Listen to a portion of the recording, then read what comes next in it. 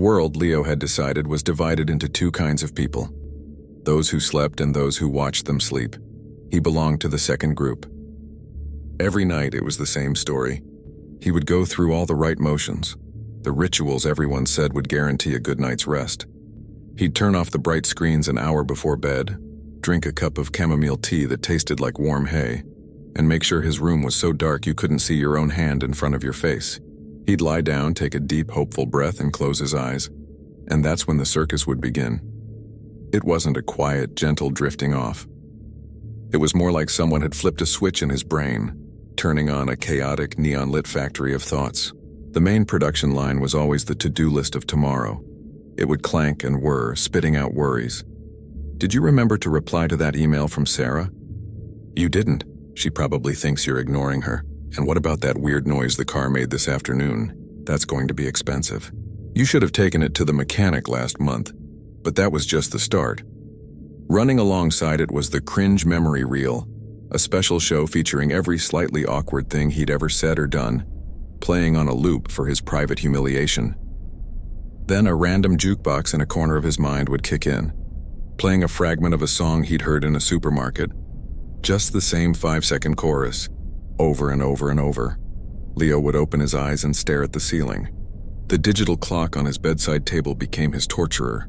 11:37 p.m., 12:14 a.m., 1:02 a.m.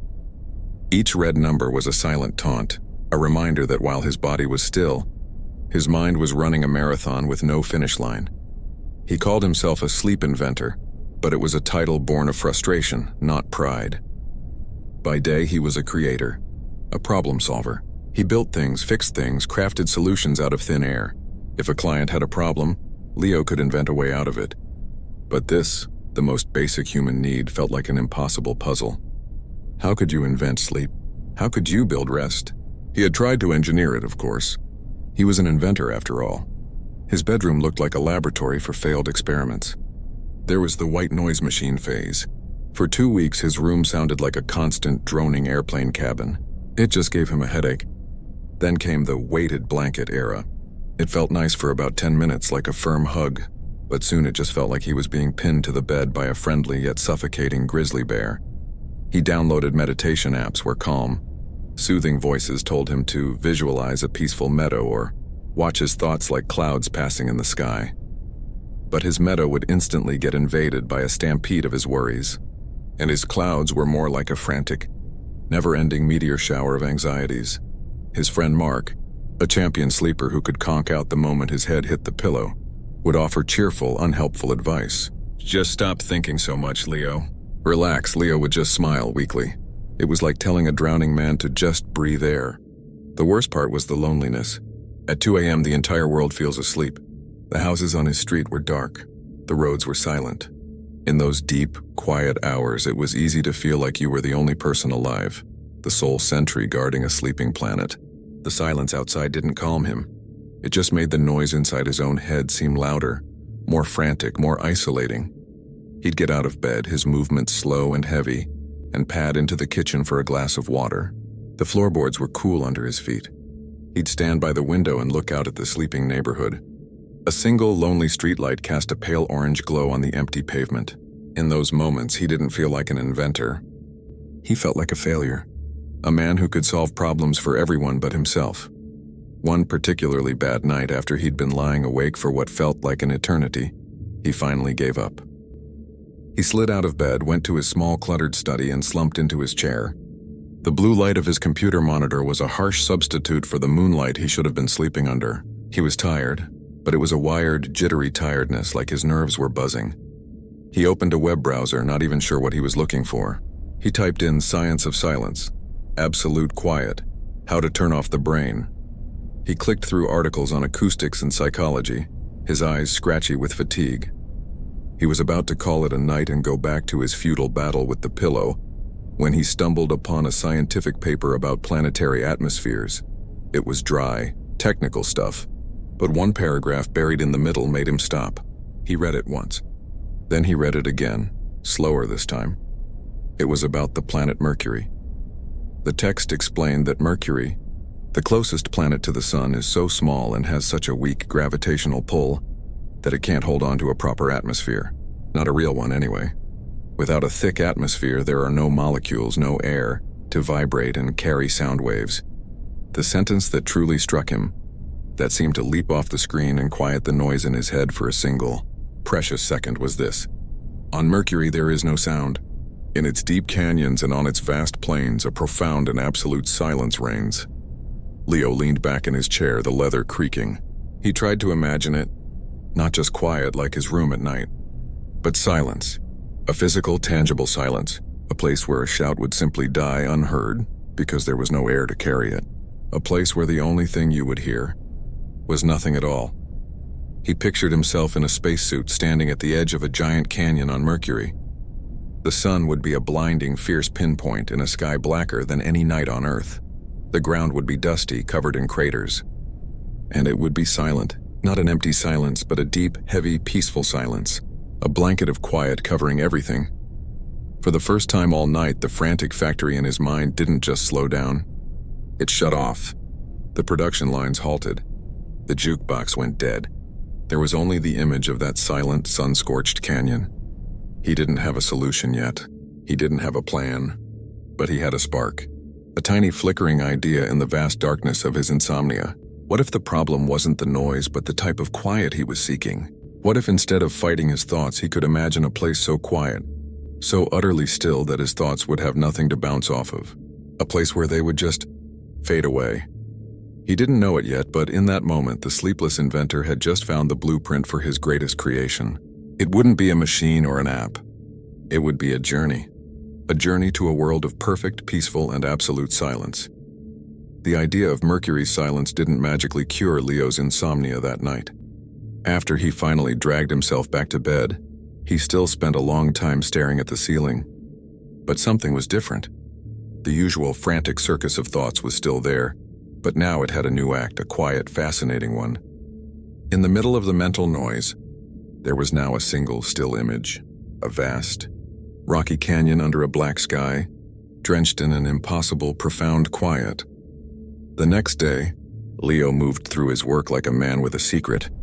He was designing a website for a local bakery, picking fonts and colors for pictures of sourdough and cinnamon rolls.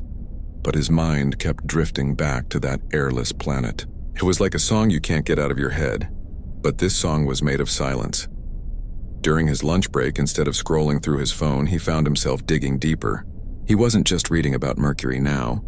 He was trying to feel it. He looked at photographs sent back by space probes. They weren't like the dramatic, colorful pictures of Jupiter or Saturn. Mercury was stark. It was a world of grays, of sharp shadows and brilliant highlights, a world that looked old, scarred by billions of years of asteroid impacts, a place that had simply endured. He read about the temperatures, blistering, oven-like heat on the side facing the sun, and bitter, deep freeze cold on the night side. It sounded harsh and unwelcoming. And yet, the one fact that kept echoing in his mind was that simple scientific truth. No air, no sound. It was this fact that turned a spark into a flame. Leo was a problem solver. His brain was wired to look at a problem from all angles and find a new path through it. All his previous attempts to sleep had been about adding something to the noise. White noise to mask the thoughts. A weighted blanket to add pressure. Meditation to add more thoughts, even if they were about calm clouds. It was like being in a room with 100 radios all playing different stations, and his solution had always been to bring in one more radio, tuned to a calm station, and hope it would drown out the others.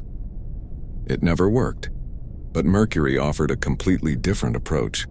What if, instead of adding another sound, you took all the radios away? What if you could imagine a place where the very thing that carried noise, the air itself, was gone?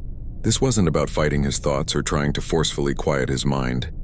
That felt like a battle, and he was always losing. This was about escaping to a place where the battle couldn't even happen. It was a subtle shift, but for Leo it felt revolutionary. It felt like peace. That evening he tried something new. He lay down in bed, but he didn't try to empty his mind. He didn't try to stop thinking. He gave himself a single, simple job: to build the canyon on Mercury, piece by piece in his imagination. He started with his feet. He imagined the ground beneath them. Not soft grass, but a fine gray, dusty soil like crushed charcoal. He pictured his boots, heavy, insulated astronaut boots making slow, deliberate prints in the dust. Each step would be deliberate, a small event in the immense quiet. Then he built the walls of the canyon.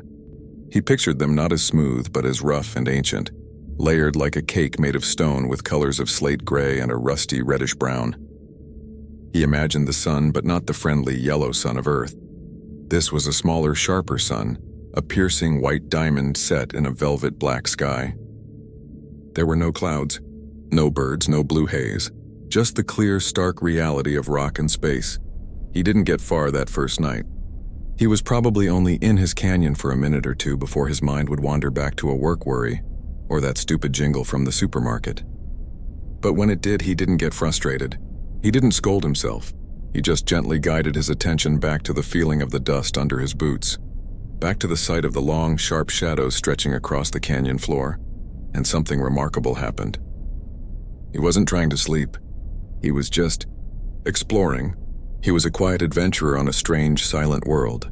The pressure was off. When he glanced at the clock this time, it wasn't with a sense of dread. It was with a sense of surprise.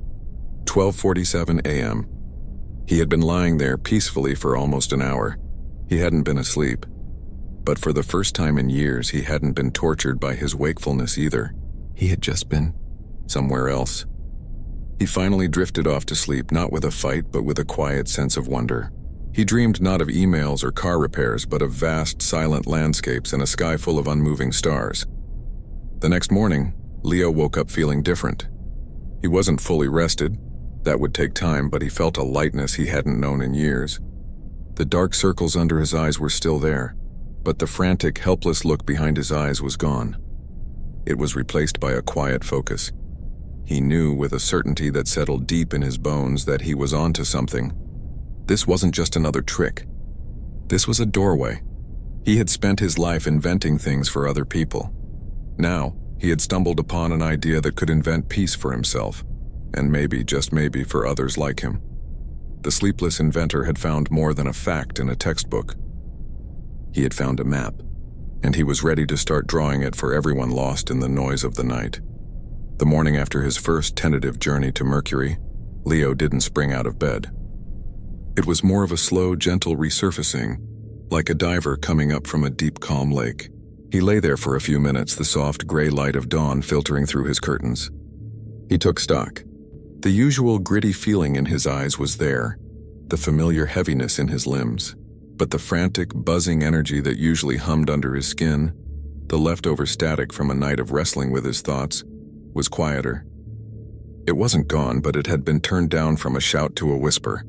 This small change felt huge. It wasn't victory, but it was a ceasefire. And in that quiet space, an idea began to form. Not as a frantic spark, but as a slow, steady bloom. He thought about what had been different. It wasn't that he had beaten his insomnia. It was that he had stopped fighting it. He had stopped lying in the dark. A soldier on a mental battlefield trying to shoot down every anxious thought that popped over the trench. Instead, he had simply gone somewhere else. He had given his busy mind a new, peaceful, and utterly absorbing job to do.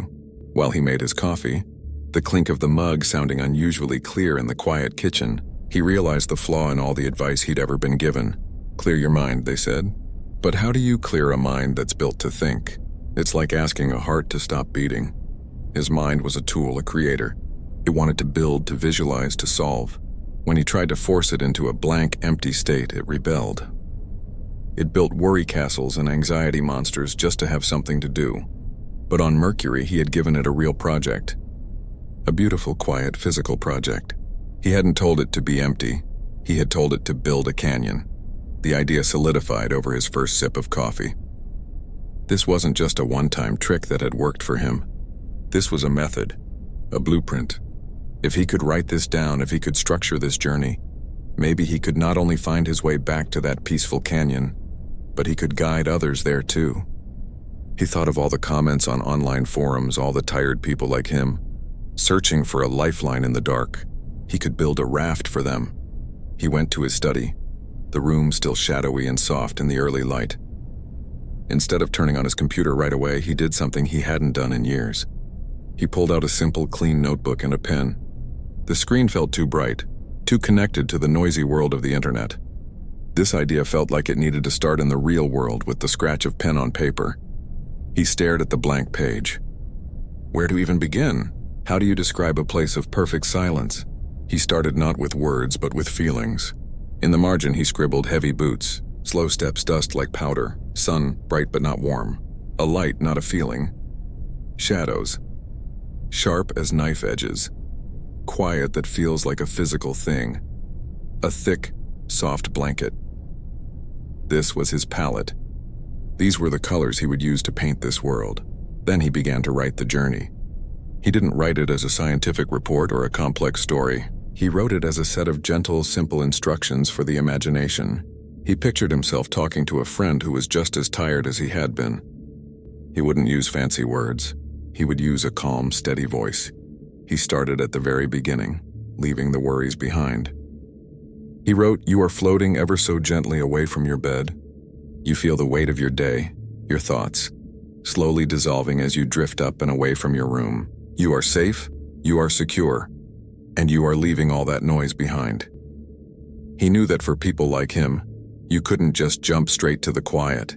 You had to have a transition, a ritual for leaving the noise of the world. This was the airlock. Next, he built the spaceship, but he didn't describe flashing lights and complex controls. He described it as a quiet, dimly lit room with a single large window, a peaceful waiting room between worlds. The only job here was to look out at the stars and breathe. Then came the core of it, stepping onto the surface. He poured all his focus into the sensory details, the very things that had grounded him the night before. The outer door of your ship opens with a soft, silent motion. Before you lies the landscape of Mercury. The ground is covered in a fine gray dust, and you take your first step. Your boot sinks in, making a perfect print. There is no sound. You take another step and another, each one slow and deliberate. You feel the solid, unchanging ground beneath your feet. He described the canyon walls, their ancient, layered rock. He described the sun, a brilliant, steady point of light in an infinite black sky. He focused on the silence, not as an absence, but as a presence. He wrote phrases like, "This quiet is not empty. It is full of peace. It wraps around you like a gentle embrace." He didn't rush. He let the journey unfold at a snail's pace. The goal wasn't to get to the end of the canyon.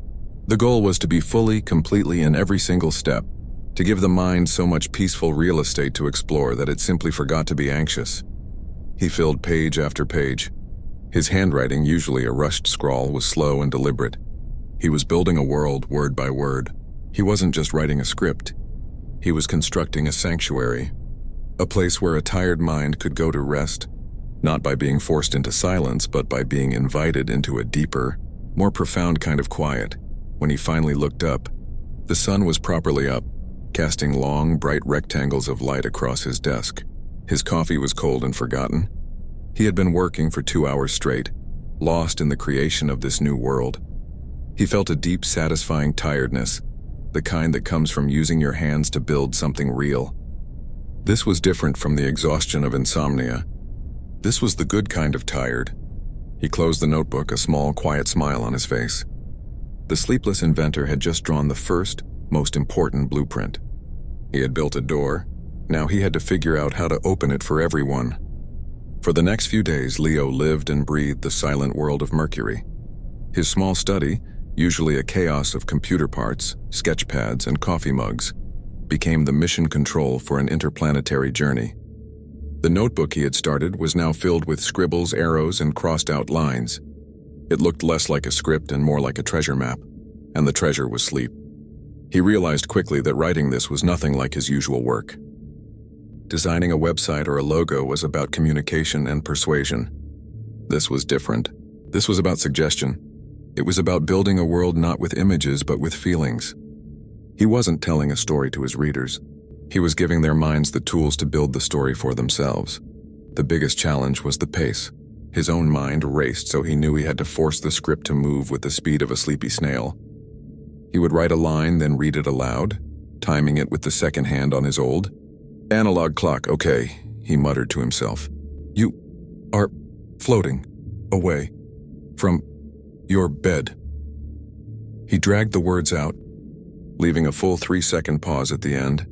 It felt unnaturally slow, almost silly, but he remembered the frantic speed of his own thoughts at night. To calm a racing engine, you couldn't just tap the brakes. You had to bring it to a complete, gentle stop.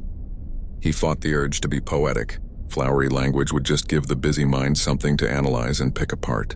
The cerulean dome of the heavens became the deep, black sky. A scintillating gem of stellar fusion became a bright, steady sun.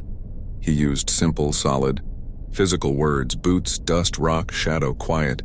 These were words you could feel, not just think about. He also had to be a gentle guide, not a commander. He avoided words like must or need to. Instead, he used invitations.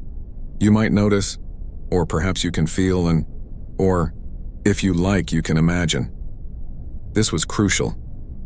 People lying awake at night often felt a loss of control. This script had to give control back to them. It was a suggestion, not a command. A friend showing the way, not a general ordering a march. One evening, he hit a major wall. He was writing the part where the listener steps out onto the surface of Mercury. How do you describe absolute silence without just saying, "It's quiet"? Silence, he realized, wasn't a thing itself. It was the absence of things. So he had to list the things that were absent. He wrote, "Listen to the quiet.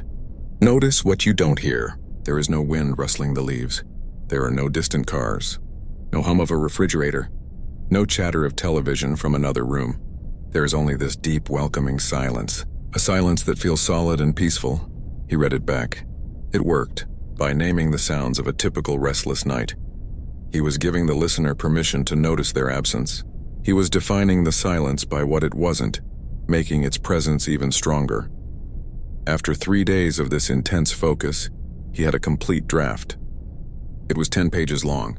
He printed it out, the pages warm from the printer, the words looking more official now in a clean font. He felt a surge of pride mixed with a heavy dose of fear. Was this any good? Or was it just a long, boring description of a rock? He needed a test pilot, someone who wouldn't just pat him on the back and say, "Nice job." He needed honesty. That person was his sister, Maria. She was a high school teacher, a practical, no-nonsense person who spent her days managing classrooms of teenagers. She was also, like him, a often struggling sleeper. She was the queen of the 2 a.m. "I can't switch my brain off" text message. He called her, feeling strangely nervous. "Hey Maria, I wrote something. A kind of guided thing. For sleep. Would you be willing to read it and tell me what you think?" "No pressure." "Sure, Leo," she said, her voice warm but slightly distracted. He could hear the clatter of dishes in the background. "Email it over. I'll look at it after I get the kids to bed." He sent the email, his finger hovering over the mouse button for a second before clicking send. It felt like sending a piece of his own mind out into the world. He tried to distract himself for the rest of the evening, but his phone was a magnet for his attention. Every few minutes he'd check it, even though he had the ringer on. The silence from his sister felt louder than any noise. Finally, around 10 p.m., his phone buzzed. It was a text from Maria. His heart thumped. He unlocked the phone. The message was long. "Leo," it began. I read it. He held his breath. I was going to just read a few pages, but I got to the part about the airlock door opening, and I had to keep going. I read the whole thing sitting at the kitchen table. Leo's breath escaped in a slow stream. Okay, that was good. She didn't hate it. The next part made his eyes widen. "And I have to tell you, something weird happened. I was reading your words, hearing them in my head, in your voice and my shoulders. They just dropped. I didn't even realize how tense I was. I got to the part about making the first footprint in the dust, and I actually let out a huge breath like I'd been holding it all day." Leo sat down heavily in his chair. He read the text again. "It's not like any meditation I've ever tried," Maria's message continued. "It doesn't feel spiritual or cheesy. It just feels real, like you're taking me on a trip to the quietest place in the universe. I feel calmer right now than I have in weeks. I'm actually looking forward to going to bed tonight to try it for real." Leo stared at the screen, a slow, disbelieving smile spreading across his face. It wasn't just him. The blueprint worked. The door he had built wasn't just for him. Someone else had looked through it, and they had seen peace on the other side. He typed back a simple "Thanks, Maria. That means more than you know." He put his phone down and looked at the printed script on his desk. It was no longer just words on paper. It was a key. and he had just received the first confirmation that it could unlock a quiet mind. The inventor had his prototype, and it worked. Now the real work began. The success of the script with Maria was a powerful fuel.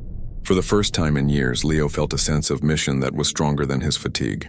He had a key, but now he needed to find the right way to turn it in the lock. He knew that the voice delivering the script would be everything. The wrong tone, the wrong pace could shatter the delicate world he was trying to build. His own speaking voice, he felt, was all wrong.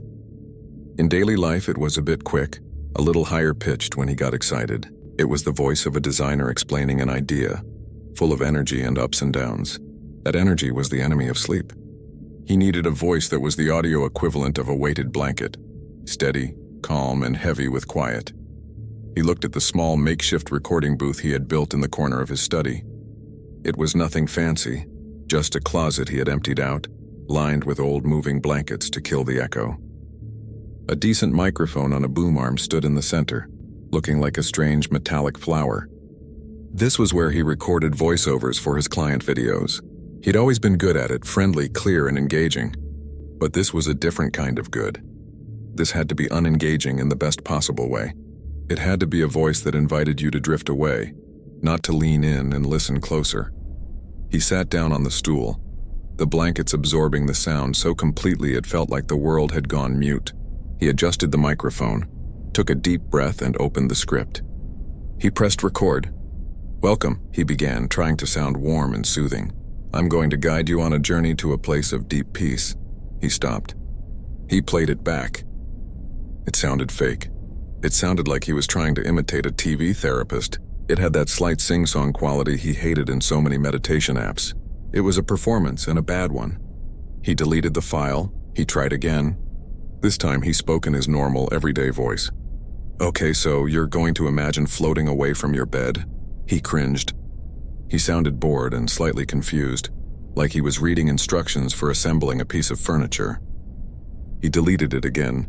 Frustration began to itch at him. This was harder than he thought. How do you talk to someone who is exhausted, frustrated, and lying in the dark without sounding either patronizing or completely detached? He leaned back, closing his eyes. He thought about Maria's text. "I was reading your words, hearing them in my head in your voice." She hadn't imagined a smooth, anonymous narrator. She had imagined him. Not him performing, but him as her brother, guiding her through something difficult. He thought about the times he had comforted a friend or spoken to a child who was upset. The voice he used then wasn't a soothing voice he put on. It was just his own voice, slowed down. It was quiet because he was listening. It was calm because he was trying to share his calm. It wasn't about the words, but the feeling behind them. That was it. He wasn't a narrator. He was a guide, a fellow traveler who had been to this silent canyon and was now showing the way. He took a few long, slow breaths, not to prepare his voice, but to settle his own mind. He imagined he was sitting next to a friend who was lying in a dark room, their eyes closed. He wasn't speaking to a microphone. He was speaking to them. He pressed record. "Hello," he said. His voice was low, almost a whisper. It was flat with very little emotion. "It's time to rest now." He didn't stop. He kept going, following the script. He focused on the spaces between the words more than the words themselves. After each sentence, he would pause, counting to 4 in his head. He imagined his friend in the dark room, having the time to actually picture the floating sensation, to feel the weight of their body on the bed, before he gave them the next instruction. His voice became a tool for measuring distance, not for conveying excitement. When he described the bright, steady sun, his tone didn't lift with wonder. It remained level and factual. The wonder was for the listener to feel, not for him to perform.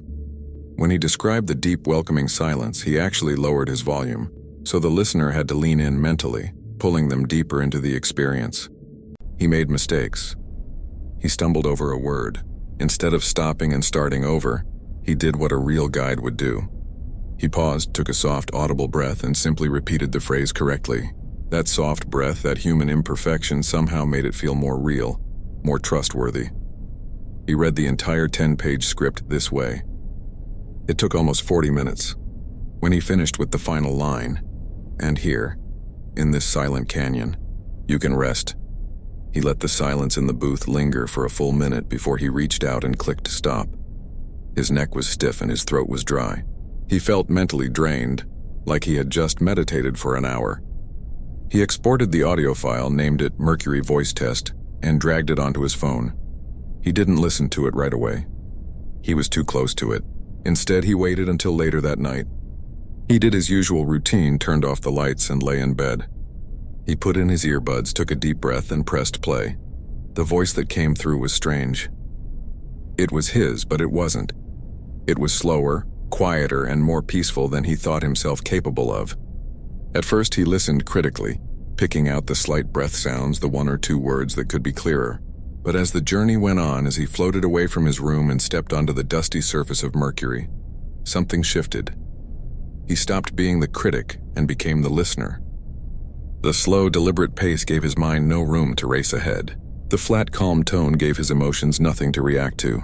The gentle instructions, notice the dust, feel the solid ground, were so simple that his busy brain, with no drama to latch onto, simply relaxed and did as it was told.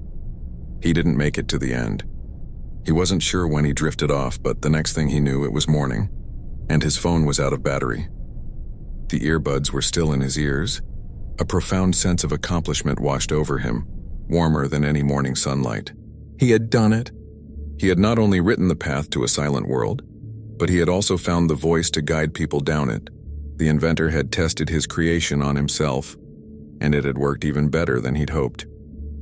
The voice wasn't perfect, but it was real, and for people lost in the noise of the night, real was exactly what they needed.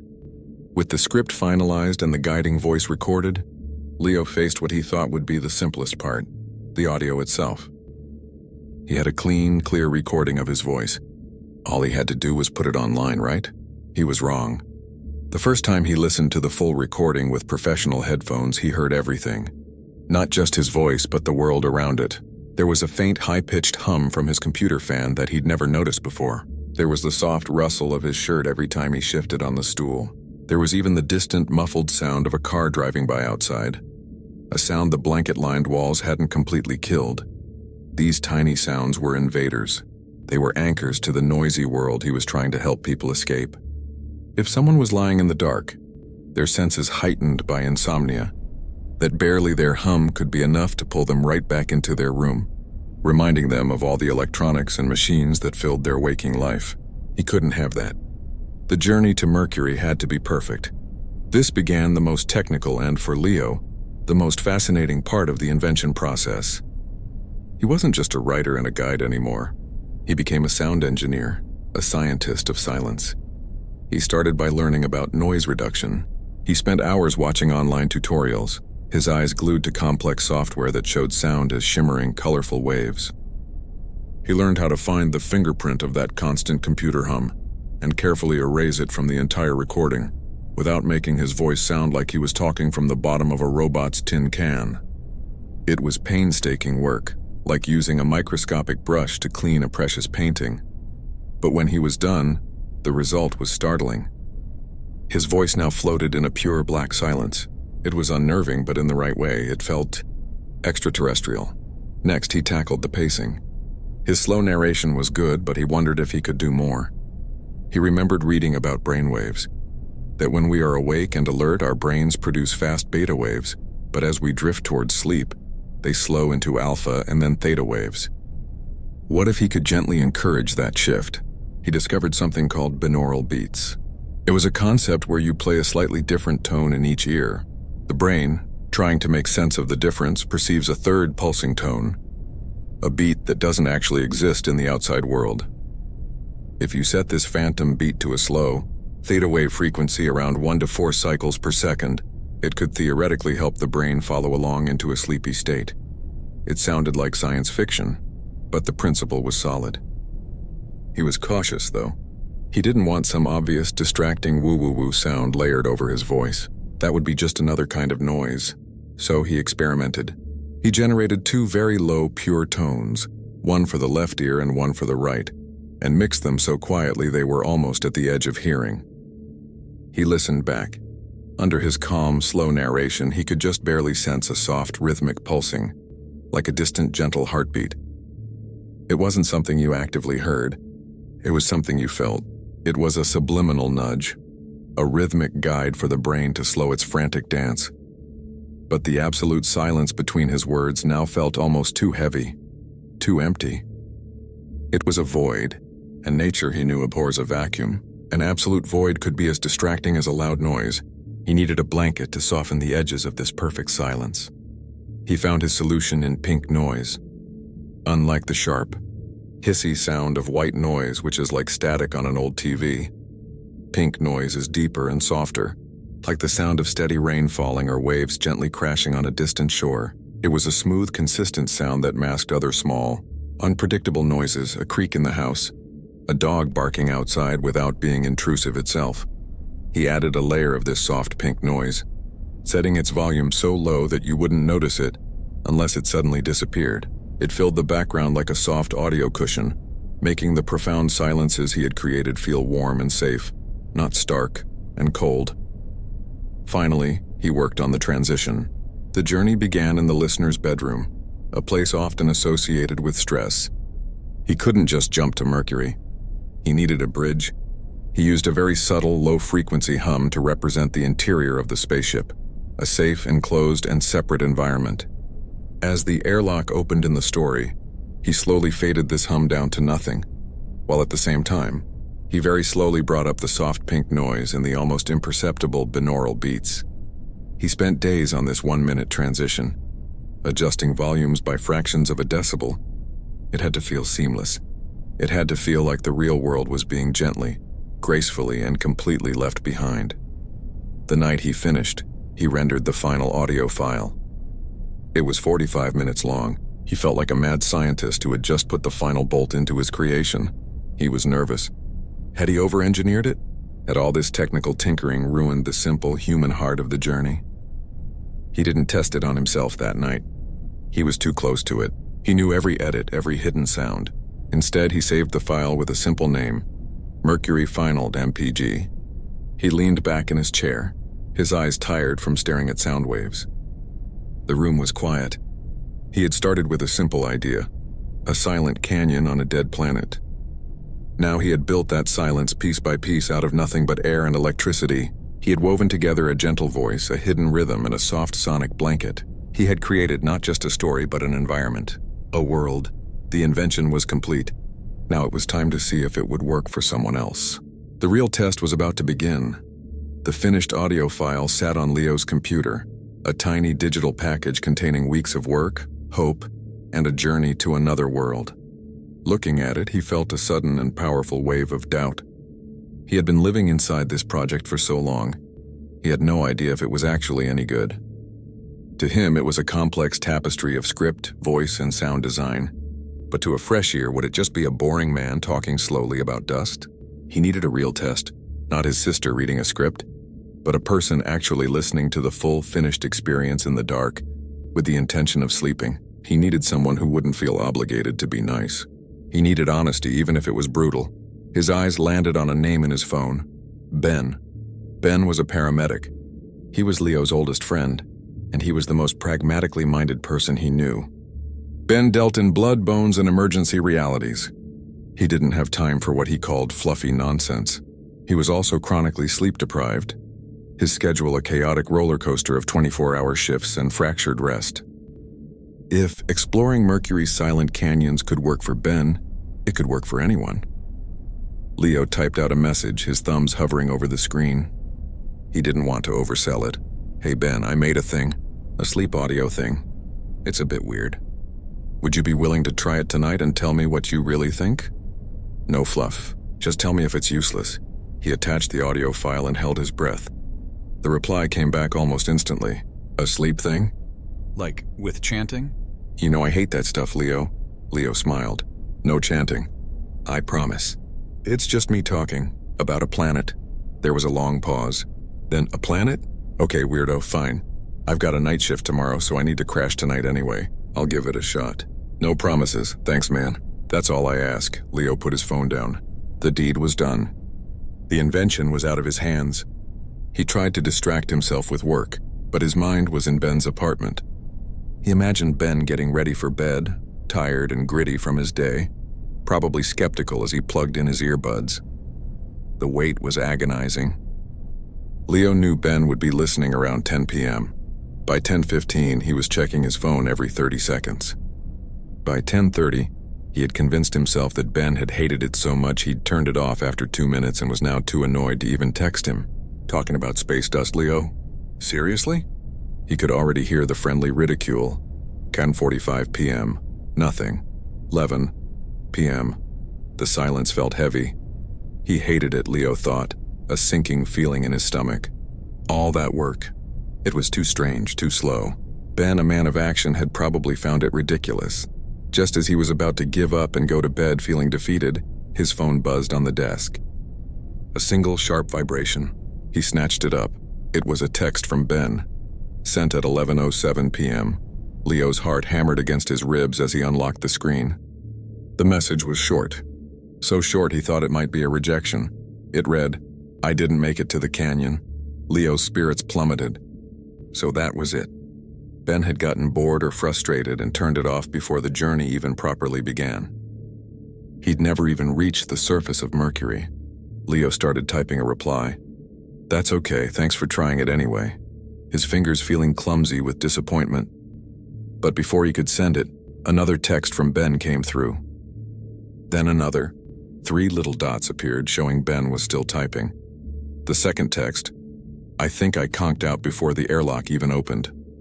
The third text, a moment later, "What did you do?" Leo stared at the screen, the words not quite computing. He read them again. "I didn't make it to the canyon. I think I conked out before the airlock even opened. What did you do?" It wasn't a rejection. It was a confession. Ben, the hardened paramedic, the no-nonsense skeptic, had fallen asleep. And he had fallen asleep so quickly and so deeply that he didn't even experience the main part of the story. A slow, disbelieving laugh bubbled up from Leo's chest.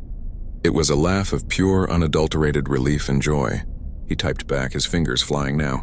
"Seriously? You're not just saying that?" Ben's reply was immediate. "Dude, I was dead tired, but you know how my brain is after a shift. It's like a police scanner. I was listening to you talk about floating away from the bed, and the next thing I know, my alarm is going off for my shift. I don't even remember turning it off. I just woke up with my earbuds in. I feel actually rested. That hasn't happened in months. What's in that thing?" Leo felt a warmth spread through his whole body. It was a feeling more powerful than pride. It was validation. He hadn't just fooled himself. He had created something real, something that could actually help. He wrote back, "Just a quiet place, man. That's all. I'm really glad it worked." Ben's final text of the night was the best review Leo could have ever imagined. "Yeah, well, don't let it get to your head, but send me the next one you make, okay?" Leo put his phone down and looked around his quiet study. The room hadn't changed, but he felt like a different person. The sleepless inventor was no longer just an inventor. He was a problem solver. He had built a key, and he had just watched it unlock a door for someone else. The lonely, quiet hours he had spent in this room suddenly felt worth it. They weren't lonely anymore. They were the foundation for something that could bring peace to other people, in their own lonely, quiet hours. The experiment was a success. The invention worked. Now he knew he had to share it. With Ben's success burning like a bright, steady flame inside him, Leo felt a new kind of energy. This wasn't just about him anymore. He had proof. He had created something that could genuinely help people, and keeping it to himself felt wrong. It was like having a cure for a common cold and only giving it to one person. But how do you share something like this? He wasn't a company. He had no marketing budget. He was just one man with an audio file and a story about a silent planet. He decided to keep it simple and honest, just like the recording itself. He spent a weekend creating a very basic website. It wasn't flashy. It had a simple, clean design with a dark blue background like a night sky. At the top, he put the name he had chosen for this new identity, the Sleep Inventor. It felt right. It was who he was. Below the name, he wrote a few lines of text. He didn't use fancy marketing language. He wrote from the heart. "Are you tired of lying awake while the world sleeps?" he began. "I was too. This is a simple guided journey to the quietest place I can imagine. the canyons of Mercury. There's no atmosphere and no sound. It's just a place for your mind to rest. It helped me. It helped my friends. It might help you. There's nothing to buy. Just click and listen. He uploaded the Mercury Final MPG file to a free audio hosting service and embedded the player right in the middle of the page. That was it. No email sign-up. No complicated instructions. Just a play button. He shared the link in a few places online. A subreddit for people struggling with insomnia, a forum for night shift workers, and on his own personal social media, which he rarely used. His post was simple. I made this. It's free. I hope it helps someone have a better night. Then he waited. He tried not to check the website stats too often, but it was hard.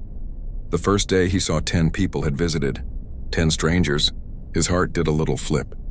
The next day it was 30, then 50. A week after he launched the site, he got his first comment. It wasn't on the website itself, but as a reply to his post on the Insomnia forum. His hand trembled slightly as he clicked to open it. He expected criticism.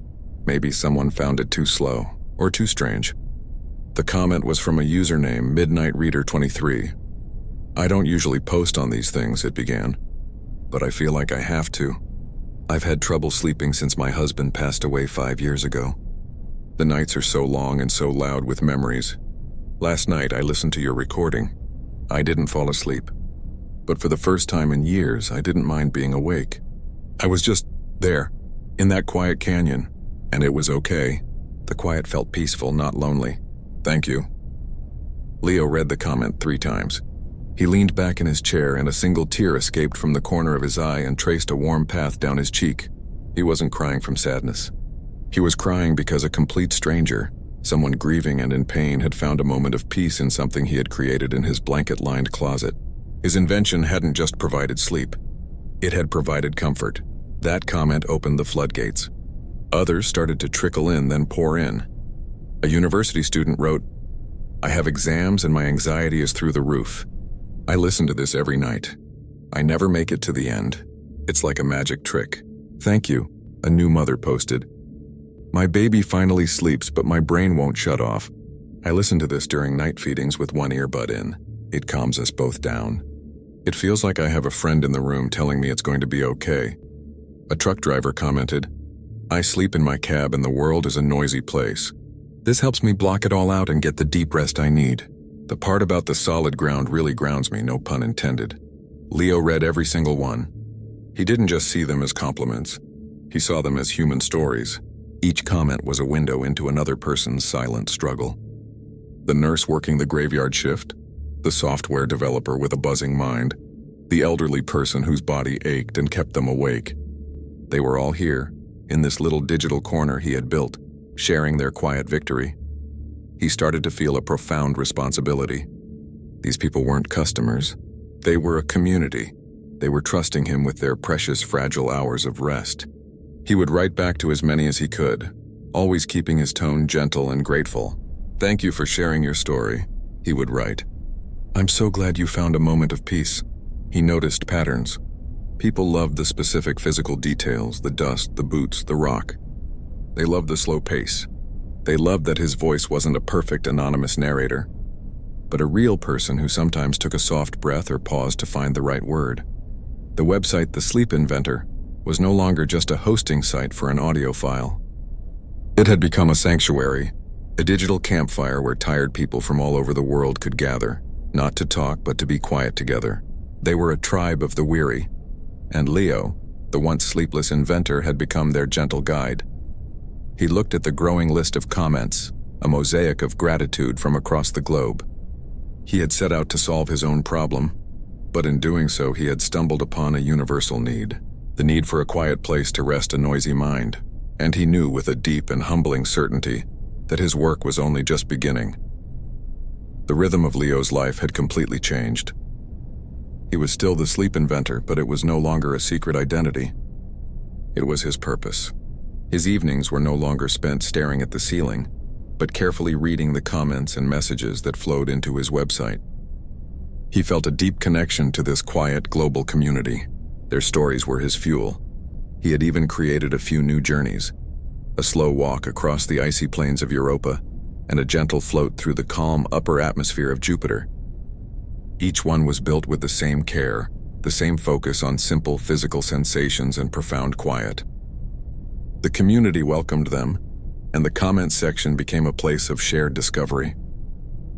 One Tuesday morning, as he was sipping his coffee and scrolling through the usual messages of gratitude and personal stories, a new email arrived in the website's general inbox. The subject line was formal and stark: "Inquiry from the Stanford Sleep Science Clinic." Leo's first thought was that it was spam, or a prank. He almost deleted it. But something made him click. The email was addressed to the Sleep Inventor, creator of Exploring Mercury's Silent Canyons. It began, "My name is Dr. Eris Thorne, and I am a researcher at the Stanford Sleep Science Clinic. I am writing to you today after several of our patients, independently of one another, mentioned using your audio recording to help with their sleep onset insomnia." Leo's coffee cup froze halfway to his mouth. "Stanford patients?" His heart began to beat a little faster. This was real, he read on. The consistency of their reports was striking.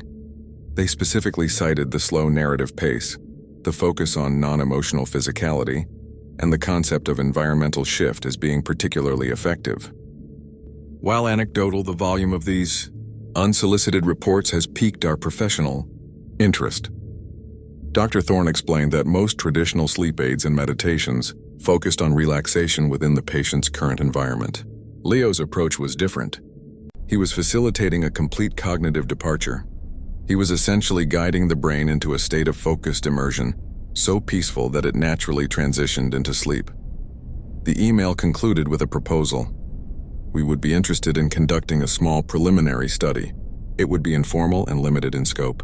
We would provide a group of volunteers with chronic sleep onset insomnia, your Mercury recording, as well as a standard guided muscle relaxation recording. We would then measure the difference, if any, in how long it takes them to fall asleep. We are curious to see if the data supports what your users are reporting. Leo read the email 3 times, his mind reeling. A sleep clinic. At Stanford. They wanted to study his work. They were using words like cognitive departure and focused immersion. They were talking about data. For so long, the value of his work had been measured in feelings, in the emotional comments from a grieving widow or an anxious student. That was the validation that mattered most to him. It was human and real. But this was different. This was a form of recognition from a world that dealt in facts, figures, and peer-reviewed science. A whirlwind of emotions hit him. First, pride. A bright, bursting sense of pride that made him want to call everyone he knew. Then immediately after, a crushing wave of insecurity. What if the study proved it was all a fluke? What if, under scientific scrutiny, exploring Mercury's silent canyons was no more effective than any other meditation? What if he was just a guy who got lucky with a microphone? He thought about the community. What would they think? Would this make his work seem less personal, more clinical? He paced around his small study, the printed email clutched in his hand. He looked at the blanket-lined closet, his humble recording studio. He thought of the lonely, frustrated nights that had started this entire journey. It all felt so far away from the sterile, professional world of a university sleep clinic. He sat back down at his computer and read Dr. Thorne's email one more time. He focused on one sentence. We are curious to see if the data supports what your users are reporting. That was the key. The data wouldn't be testing him. It would be testing a hypothesis. It would be investigating the very real, very human experiences that hundreds of people had already shared. This wasn't about proving he was a genius. It was about understanding why this simple method seemed to be working for so many. The fear began to melt away, replaced by a new, quiet curiosity. He too wanted to know. He had invented this thing based on a feeling, a spark. What if science could help explain that spark? What if this could lead to helping even more people? He took a deep, calming breath, the kind he often guided his listeners to take. He clicked reply. Dear Dr. Thorne, he typed, his fingers steady on the keys. Thank you for your email. I was both surprised and intrigued to hear from you. I created Exploring Mercury's Silent Canyons to solve my own struggle with sleep, and I am humbled that it has resonated with others. He agreed to the study, granting them permission to use the recording. He made only one request, that the participants be volunteers and that the experience remain free and accessible. He wasn't doing this for a patent or a profit. He was doing it for the same reason he started, to bring a moment of quiet to a noisy world. As he clicked send, he felt a sense of calm resolution. The sleepless inventor was no longer just a guy in a closet. He was now a partner, however small, in the grand ongoing search for a good night's sleep. The journey to Mercury was about to land in the world of science. The email was sent. The agreement with the sleep clinic was in place. For a few days, Leo felt a strange stillness. The frantic energy of creation and the nervous excitement of sharing were gone, replaced by a quiet waiting. He found himself checking his email more often, half expecting a message from Dr. Thorne with early results or maybe a question. But there was only silence. In that silence, something settled within him. The initial shock and pride of being contacted by Stanford faded, and a simpler, stronger feeling took its place. Certainty. He looked around his study at the microphone, the soundproofing blankets, the notebook filled with scripts. This wasn't a hobby or a side project anymore. It wasn't just an invention. It was his work. It was who he was. He was the sleep inventor. This realization didn't come with a flash of lightning or a dramatic speech. It was quiet, like the moment you realize a headache you've had for years is finally gone. He had spent so long fighting his own mind, seeing his restless thoughts as an enemy. Now he saw that this very same mind, with its ability to build worlds and paint pictures with words, was his greatest tool. His weakness had become his strength. He thought about the comments, the stories, the new mother, the anxious student, the grieving widow. They weren't just random people on the internet. They were his reason to keep going. They had trusted him with their most vulnerable hours. He couldn't let them down. He started to think bigger. If a journey to Mercury could help, what other quiet places could he explore?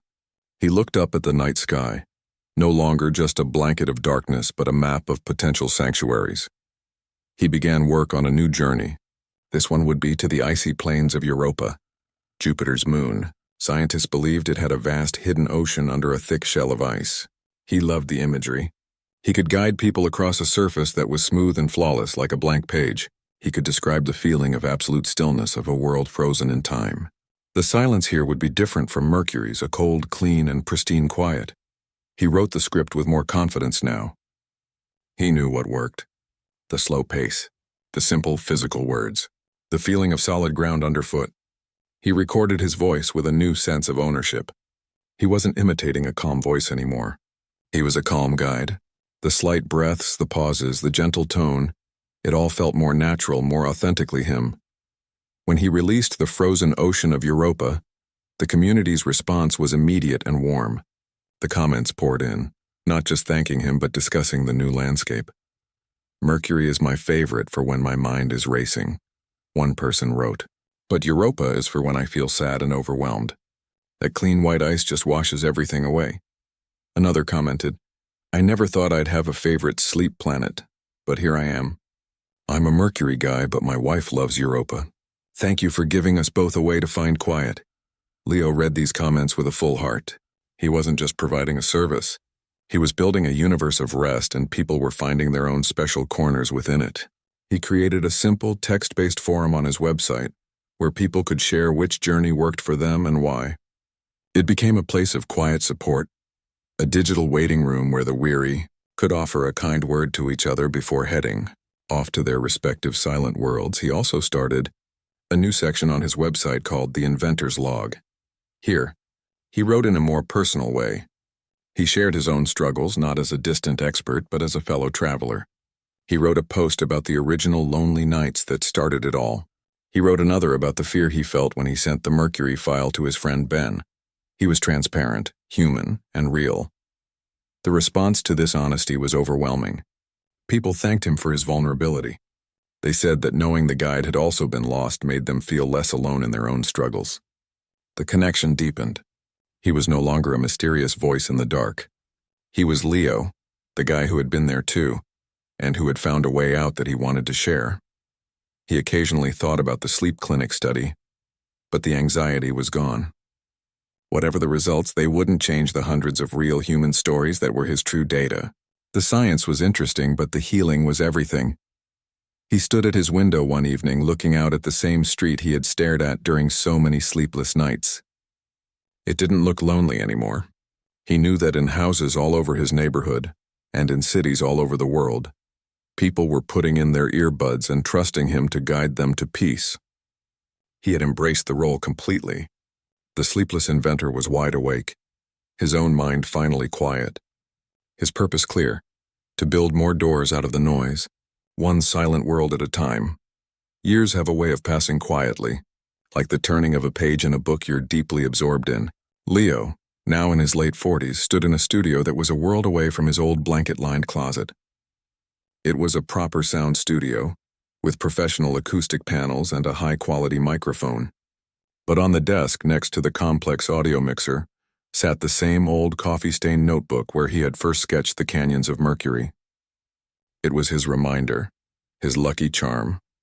He was preparing to record a new journey, this one to the serene methane lakes of Titan. But tonight, he felt a pull to the past. He opened his computer and found the original audio file, Mercury final.mpg. He clicked play, and his own voice from a decade ago, slightly younger, slightly more hesitant, filled the room. "Hello?" the voice whispered. "It's time to rest now." He listened, not as a creator critiquing his work, but as a listener. He let the slow words wash over him. He remembered the desperation he felt when he recorded that, the fragile hope that this strange idea might be the key. He followed the journey in his mind, floating away from the ship, stepping onto the dusty ground, looking up at the sharp, black sky. A warm feeling of gratitude spread through his chest. He didn't need this recording for sleep anymore. His own battles with insomnia were a distant memory, like a storm he had sailed through long ago. But this file, this first clumsy, heartfelt invention, was the anchor for his entire life. He thought about the journey since then. The sleep clinic's preliminary study had, in fact, shown that his cognitive departure method significantly reduced the time it took for people to fall asleep compared to traditional relaxation. The results were published in a small journal, and for a while he got emails from other researchers. But for Leo, the real proof was never in the data. It was in the daily emails he still received. Just that morning, he'd read one from a soldier home from deployment, who said exploring Mercury's silent canyons was the only thing that quieted the hypervigilance in his mind enough to sleep. He'd read another from a teenager who used the frozen ocean of Europa to calm their anxiety before exams. The community had grown into the thousands, then the hundreds of thousands. It was a quiet, sprawling family connected by a shared need for peace. He had never monetized it. The website still offered everything for free, supported by the small voluntary donations from listeners who called themselves the Rested. He lived a simple life, but an incredibly rich one. His work was his purpose. He finished listening to the Mercury file. The final words, "And here in this silent canyon you can rest," hung in the air before fading into the soft pink noise, which then also faded to nothing. He sat in the perfect silence of the studio. It was the same silence he had worked so hard to create all those years ago, but now it felt different. It wasn't the silence of absence or loneliness. It was a full silence, a silence filled with the echoes of all the people who had found solace in the worlds he built. It was a productive, peaceful silence. He had learned the most important lesson of all, that the greatest explorations aren't always outward, to new planets and stars. The most profound journey is inward. His work had never been about escaping reality, but about finding a quiet corner within it, a place to recharge, to remember that beneath the noise of our worries and our busy lives, there's a core of stillness that belongs to each of us. We just sometimes need a guide to help us remember the way. He picked up the notebook and turned to a fresh page. He picked up his favorite pen, the one that felt just right in his hand. At the top he wrote, "The Gentle Winds of Venus." He didn't know what the journey would be yet. He would research, he would imagine, he would feel his way through it. But he knew its purpose. It would be another door. Another safe, quiet, beautiful place for a tired mind to go and rest. He smiled. A calm, contented smile. The sleepless inventor was no longer sleepless, and the inventor in him would never stop building. There was still a whole universe of rest to explore, and he was just getting started.